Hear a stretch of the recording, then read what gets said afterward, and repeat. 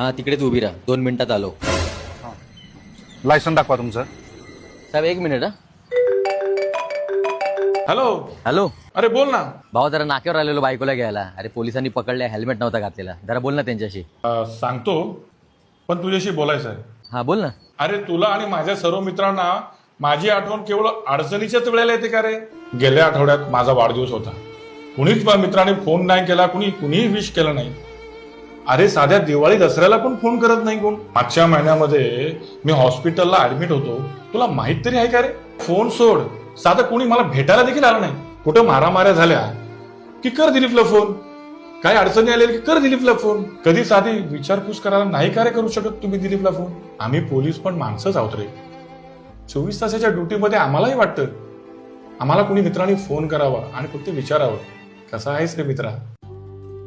भावा सॉरी, पण मला वाटलं नव्हतं तू एवढं मनावर घेशील यार.